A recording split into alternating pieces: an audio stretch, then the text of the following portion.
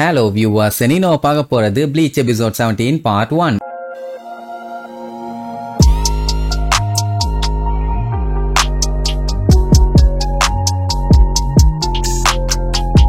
Open பண்ணா இச்சிகோக்கும் ரெஞ்சிக்கும் போன episode சண்டை வந்து கடைசியில இச்சிகோ வெட்டு வாங்கினானே. அவங்க கூட கத்திய வித்தியாசமா வளைச்சு வெட்டினானே. இப்படி ஒரு வெட்டு வாங்குவான்னு அவனும் எதிர்பார்க்கல, நம்மளும் எதிர்பார்க்கல. ரத்தம் தாறுமாறா ஊத்துன்னு ஊத்துது. அவன் கத்திய நல்லா சாட்ட மாதிரி சொல்லிட்டு, சாரி பக்கன்னா உன்னாலெல்லாம் என்னைய கண்டிப்பா ஜெயிக்க முடியாது, அண்ட் உன்னை கொல்ல போறவன் நான் தான் ரெஞ்சி அபரை. உனக்கும் எனக்கும் ஸ்ட்ரென்த்தோட டிஃபரன்ஸ பாத்தியா? நம்மளோட கத்தி அவங்க ஸ்பிரிச்சுவல் எனர்ஜிக்கு ஏத்த மாதிரி அதுவுமே டிரான்ஸ்ஃபார்ம் ஆகுமாமா. இதுதான் என்னோட ஸ்பிரிச்சுவல் எனர்ஜியோட மேனிஃபெஸ்டேஷன். எப்படி வேற லெவல்ல இருக்குதான்னு சீன் போட்டுட்டு இருப்பான். இங்க நம்ம பைய பாத்தீங்கன்னா முக்கிட்டு இருப்பான். ரெஞ்சிக்கும் பாத்தீங்கன்னா ரொம்ப நேரமா இங்க இருந்து போர் அடிச்சு போச்சு, அதனால சட்டு புட்டுன்னு உன்னைய போட்டு தள்ளிட்டு நான் கிளம்புறேன், எனக்கு நிறைய வேலை இருக்குதுமா. அதே நேரம் நம்ம ரூக்கியா மனசுக்குள்ள நினைச்சுட்டு இருப்பான், ஒரு அட்டாக்க வச்சுட்டு ஸ்ட்ரென்த்தோட டிஃபரன்ஸ பத்தி எல்லாம் பேச முடியுமா? அதுக்கெல்லாம் சான்ஸே இல்ல. அவனுக்கு காயம் பட்டிருக்குது, ஆனா அந்த அளவுக்கு சீரியஸா இல்ல அப்படின்னு நம்புறான். ஆனா இச்சிகோ என்ன ஆனாலும் கிவ் அப் பண்ண மாட்டான்னு அவளுக்கு நல்லாவே தெரியும். அப்படி உன்னால மூவ் பண்ண முடியும்னா இங்க இருந்து ஓடிரு இச்சிகோ,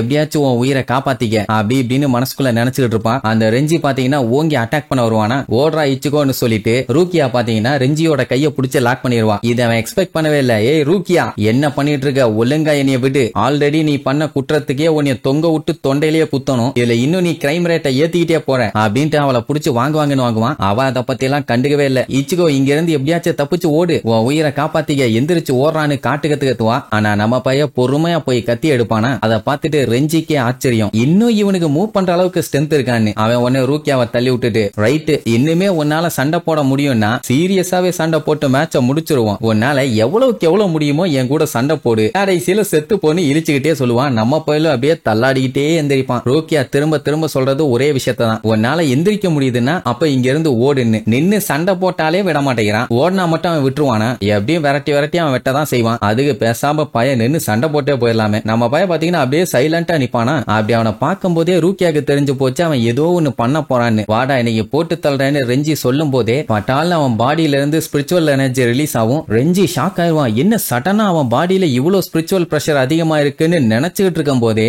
மின்னல் வேகத்துல வந்து ஒரே போடு. இது அவன் எதிர்பார்க்கவே இல்ல. அடுத்த அட்டாக் பண்ண வருவான் ஆடிக்கிட்டே. அதை தடுக்க ட்ரை பண்ணுவான், முடியல. அப்படியே அவனை தூக்கி அடிக்கும். நெத்தியில ஸ்டைலா கிளாஸ் போட்டிருந்தால அந்த கிளாஸே பாத்தீங்கன்னா துண்டா போயிடும். என்ன இந்த பொடிப்பைய என்னென்னமோ பண்ணிட்டு இருக்கான். கொஞ்ச நேரத்துக்கு முன்னாடி தான் சாவர நிலைமையில இருந்தான், திடீர்னு எப்படி இவனுக்கு இவ்வளவு பவர் வந்துச்சுன்னு அவனுக்கு புரியல. நம்மால இழிச்சுக்கிட்டே, என்னடா திடீர்னு ஸ்லோ ஆயிட்ட, நீ இன்னும் ஃபாஸ்ட் ஆகணும் அவனே. எனக்கே இது என்ன ஏதுன்னு ஒரு அளவும் புரியல, ஆனா சூப்பரா இருக்குது. சொல்ல போனா என் வெட்டு காயத்தோட வலிய கூட என்னால ஃபீல் பண்ண முடியலாமா. அந்த டைம் அவன் பவரால அவன் பாடியில இருந்து பிளட் பாத்தீங்கன்னா அப்படியே கொப்பளிக்கும், ஆனாலும் அவனுக்கு வலிக்கல. அது மட்டும் இல்லாம நான் தோத்துருவேன்னு என்னால நம்பவே முடியலாமானா. அவன் உடனே கட்டுப்பாயி வெறுப்பாயி அவன் கத்தி அப்படியே நம்மால முன்னாடி சொல்லிட்டுவான். எப்படி அவன் சொல்லிட்டு அடிச்சாலும் இந்த டைம் வேலைக்கே ஆகல. நம்மால அசால்ட்டா எல்லாத்தையும் தட்டி விட்டுட்டு அவங்கிட்ட சண்டைக்கு போவான். இங்க ரூக்கியாக்கு பயங்கர ஷாக்கு, இச்சிகோவால ரெஞ்சி அங்க முக்கிட்டு இருக்கானு. உச்சிகியும் பாத்தீங்கன்னா அப்படியே பேன் நிப்பான்னு வைங்க. ரெண்டு பேத்துக்குள்ளயும் தாறுமாறா சண்டை போயிட்டு இருக்குது. இவ்வளவு நேரம் அடிச்சுக்கிட்டு இருந்த ரெஞ்சி அட்டாக்க தடுத்துட்டு இருப்பானா. பரவாயில்லையப்பா, நல்லா தடுத்து பயந்து ஓடுறியே அப்படின்ட்டு கிண்டல் பண்ணுவா. ரெஞ்சிக்கு என்ன சொல்றதுன்னே தெரியல. ஏன்னா இச்சிகோவோட பாடியில ஸ்பிரிச்சுவல் எனர்ஜி பாத்தீங்கன்னா அதிகமாகிட்டே போகுது.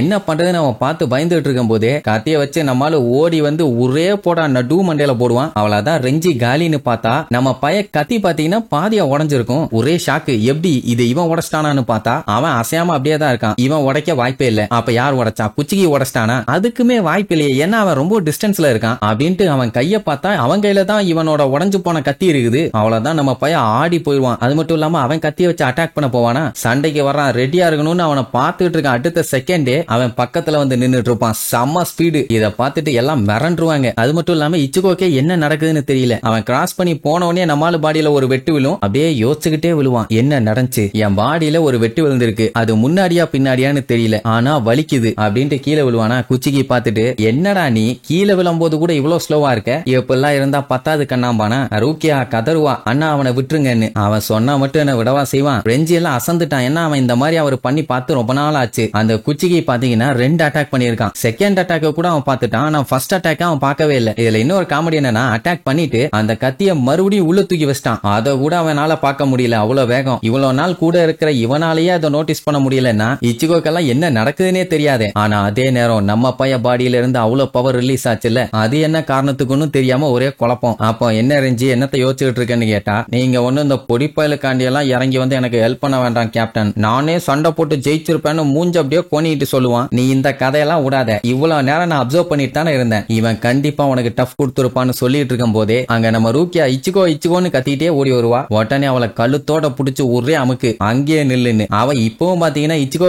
விட்டுரும்பா. இவ சொன்னா அவனுக்கு என்ன கேட்கவா போறானுங்க, எதுக்கு தேவையில்லாம டயலாக் அடிச்சுக்கிட்டு இருக்கான்னு தெரியல. அப்பதான் ரெஞ்சி சொல்லுவான், உனக்கு இன்னுமா தெரியல, அவன் செத்துட்டான் அவ்வளவுதான், ஆல்ரெடி நீ பண்ண தப்புக்கு உனக்கு தண்டனை இருக்குது, இல்ல இன்னும் நீ அவனை போய் தொட்டு அவனுக்கு ஹெல்ப் பண்ணேன்னு வை, இன்னும் 20 வருஷத்துக்கு உனக்கு தண்டனை அதிகமாகும், ஏன் செத்தவனுக்காண்டி உன்னோட கிரைமை இன்னும் இன்க்ரீஸ் பண்றேன் அப்படின்னு பச்சை பச்சா திட்டுவான். உடனே ரூக்கியாக்கு கட்டுப்பாயிரும். ஏன்னா இந்த பஞ்சாயத்துக்குள்ள இச்சிகோவை இழுத்து விட்டதே அவதானே, என்னால தாண்டா இப்ப அவன் செத்து போயிட்டான் மென்டல் பயல, அதனால நான் இதை பண்றதுல எந்த தப்பும் இல்ல அப்படின்னு கத்துவாளா. அப்ப அவங்க அண்ணன் இருந்துட்டு, எனக்கு புரியுது, உனக்கு என்னதான் தண்டனை கொடுத்தாலும் நீ இதை பண்ணிட்டே தான் இருப்பேன்னு, உன்னால கண்டிப்பா இந்த பையன்கிட்ட இருந்து தள்ளி இருக்க முடியாது, ஏன்னா நீ எதுக்காக இதெல்லாம் பண்றேன்னு எனக்கு புரியுது ரூக்கியா, ஏன்னா இவன் கிட்டத்தட்ட அவன மாதிரி தான் இருக்கான் அப்படின்னு சொல்லும் போதே ரூக்கியா பாத்தீங்கன்னா கடுப்பாவான். அந்த டைம் நம்ம இச்சிகோவோட பாடியில இருந்து ஏகப்பட்ட பிளட் அப்படியே ஊத்தும். அவனுமே இப்ப உயிரோட இருக்கானா இல்லையான்னு தெரியல. இனி இதுக்கப்புறம் இச்சிகோ நிஜமாவே செத்துட்டானா, கண்டிப்பா சாக வாய்ப்பில்ல.